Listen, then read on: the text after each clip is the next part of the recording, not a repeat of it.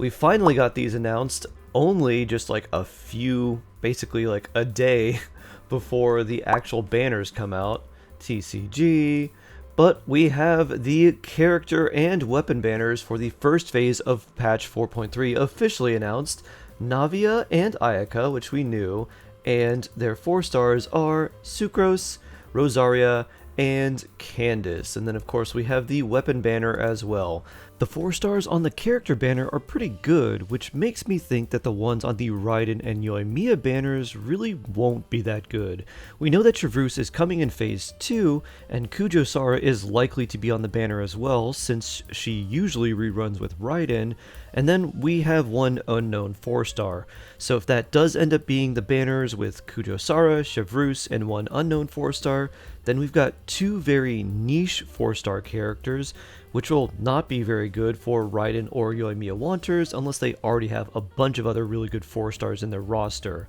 From what rumors I've heard about Chevreuse, she is going to be a 4 star that is very much one that's tied to having high constellations. She wants a lot of constellations to really work and kind of be at her best. And by high constellations, I mean like C6, kind of how you want Sara to be C6 or Farazan to be C6. She may not be amazing right now either, and she could have some potential value for future characters like Clorind or Arlecchino, and might just be released a little bit early. However, this is all speculation right now. We don't really know for sure. But the main takeaway from this is that the 4 stars on Raiden and Yoimiya's banners will likely be much more niche than on these current banners coming up, which we will review now. So let's go over the character banner. I've already done a review of the 5 stars in one of my videos talking about the overall value for Navia and Ayaka.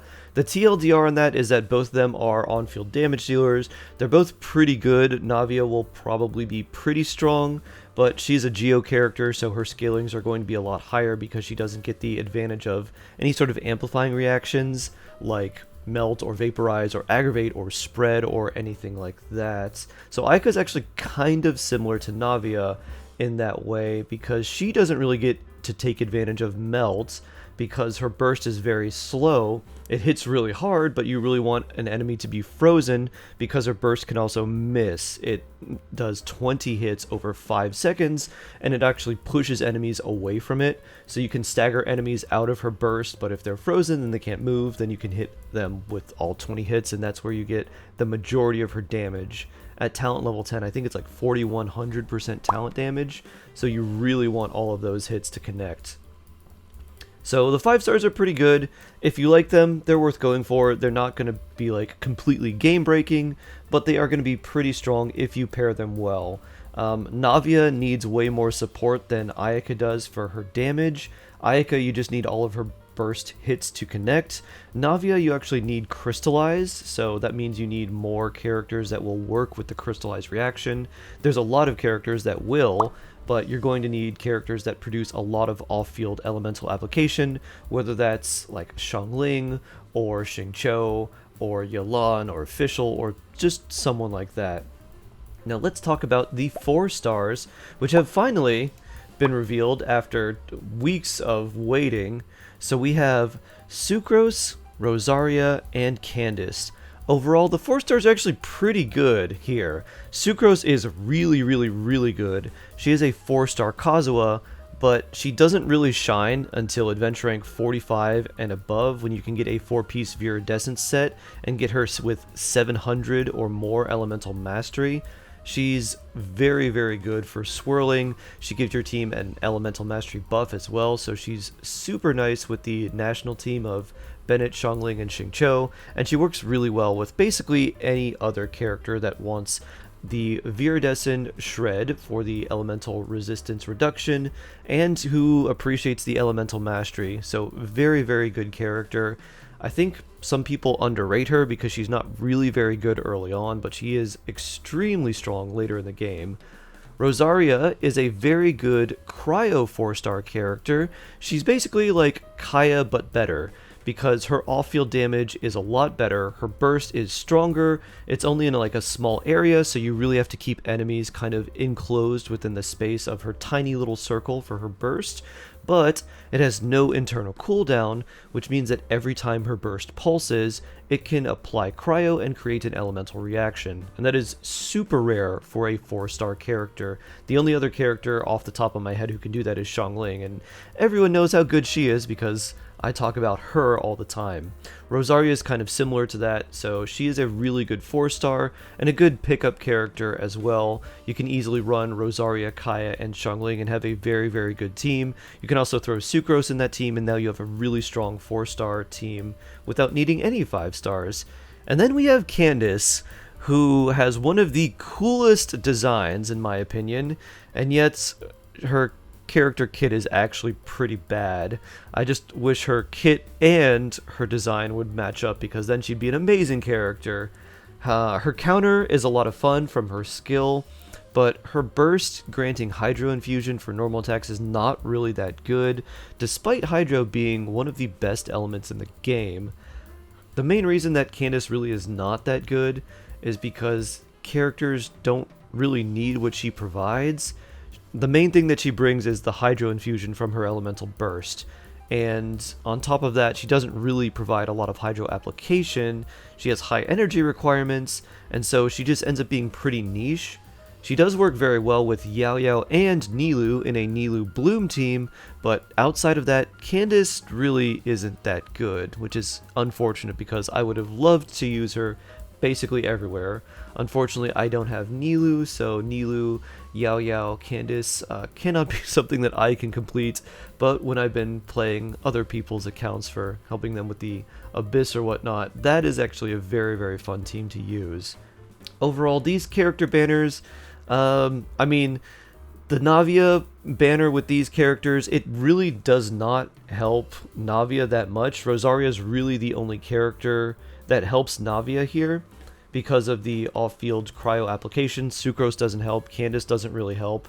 You could infuse Navia's normals with Hydro, but then Navia has a Geo infusion that can't be overridden, so you don't really want to do that anyways. And if you're pairing other characters with Navia, you would prefer characters like Fischl, Xiangling, Xingqiu, Yelan, or someone like that.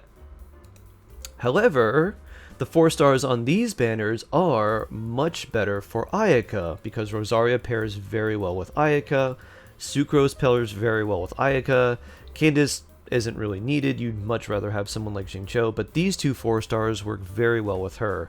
So in terms of synergy, this banner is not really very good for Navia, but it is quite good for Ayaka. So if you were wanting Ayaka, at least the 4 stars on here are pretty good. Just unfortunate that Candace does not really pair too well with either one of these characters. Overall, I think this banner is... the 4 stars are pretty decent. Candace doesn't do too much. I'd say this is probably like a 3 to 4 out of 5 on the banners. Not quite as good as like the Ayato Sino banners that we just had, but it's still very solid. So if you did want to pick up either one of these 5 stars, at least the 4 stars on here are pretty good, and they can help your account quite a bit. So let's look over the weapon banner now. This one is pretty interesting. Let's go over the 5 stars first. First of all, Verdict. Very cool claymore. It's just like a giant halberd axe thing, and probably one of my favorite weapon designs in the entire game.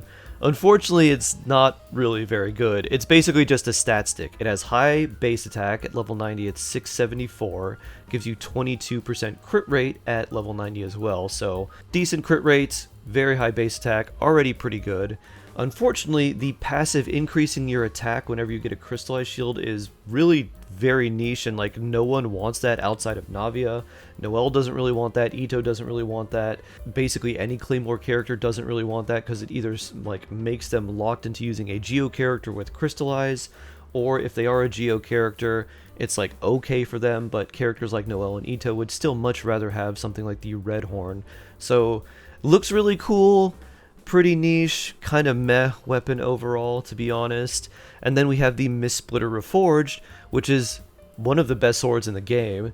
It's super strong, has a high base attack. It gives you 66 crit damage at level 90. So same base attack as the Verdict, 674, the higher end of the base attack for 5 stars. Also gives you a nice amount of crit damage. It also gives you elemental, like all elemental damage infusion. I'm sorry, all elemental damage increase, and then it can give you even more damage percent on top of that. So super, super, super good there. So you've got one kind of meh 5-star and one really good one. And then the 4 stars we have are Moon's Moon, Flute, Favonius Codex, Dragon's Bane, and Akua Maru. The Moon's Moon is a bow that has a high base attack, but the weapon itself is kind of not that good. The Akua Maru and the Moon's Moon have the same passive. They give you a 0.12% increase in your elemental burst damage for the total energy cost of everyone on the team. You want 2 characters with 90 cost energy, and then 2 characters with 80 cost energy, and I think that can let you reach the maximum. So the maximum elemental burst damage you can get is 40%, and you need characters with very, very high cost bursts together in one team in order to reach that potential. So most likely you're not ever getting to the maximum cap there. It has a high base attack, gives you attack percent.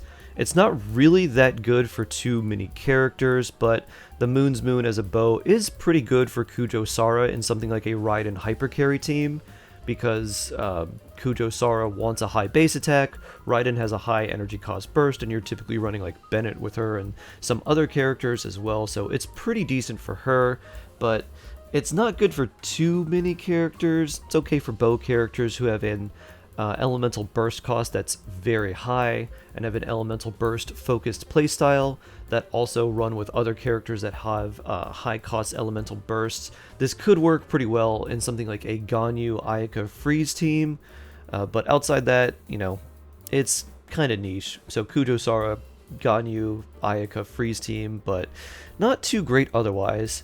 The next weapon we have on the banner is the Flute, which is just a very meh weapon.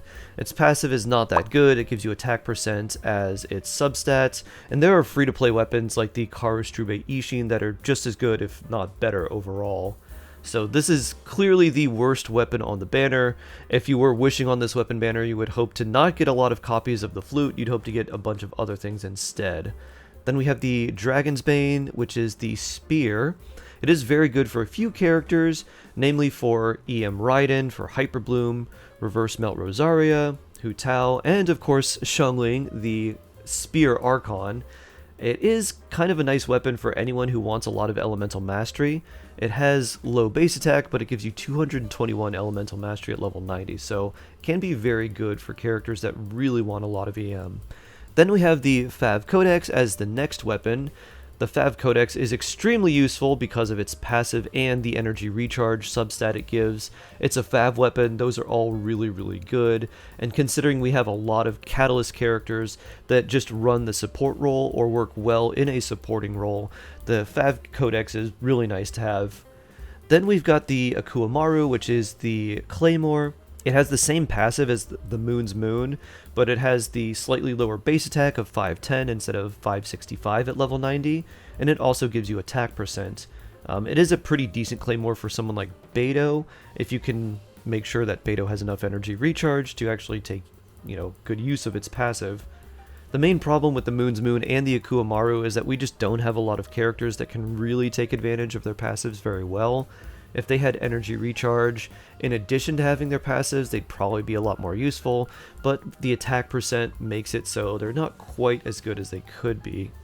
So overall, I think I would give this weapon banner probably like a 3 out of 5. You've got a kind of mid 5-star weapon, and you've got a very good 5-star weapon.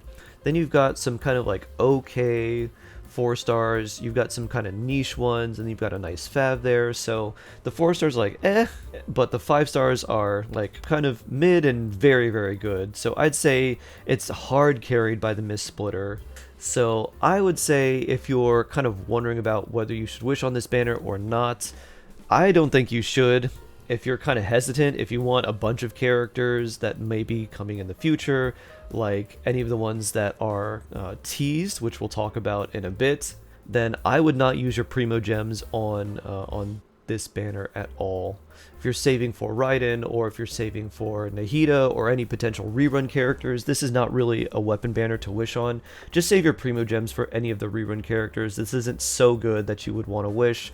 like the current weapon banner, which has tons of fav weapons and 2 pretty good 5-star weapons on it. So save your primos unless you just really want to go for like Mistsplitter or Verdict or something like that.